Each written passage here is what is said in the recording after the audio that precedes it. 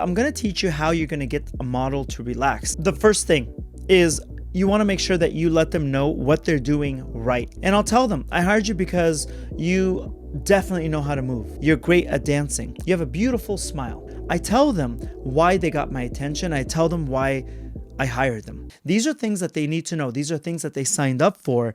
And it's okay as long as we don't disrespect somebody and talk about, I love the shape of your body, or I love the shape of your blank. We don't ever want to do that. The second part is humanize the photo shoot. That means be a human being and sit down with them and make them feel comfortable, because they're a guest at your shoot. We sit down and we talk to them, and we talk to them about life, about what we did over the weekend. We talk to them about what's happening in the news, or how traffic was, or the weather, or anything that you would talk to another human being about. We have to step it up and make sure that models feel great. When you do this, they drop their guard.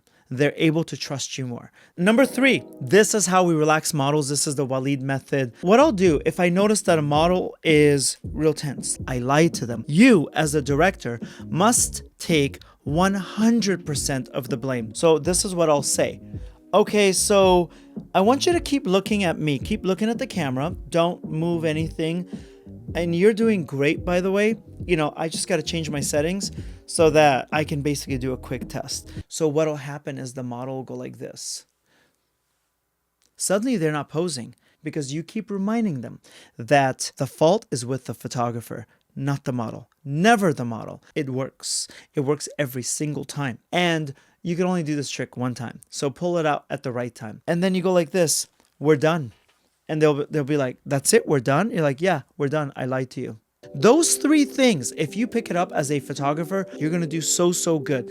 And photographers, we're the leaders on set. We guide all the creatives. So we are responsible for our team, for these models feeling respected. We're responsible for them feeling safe, for everybody feeling like an equal on our set.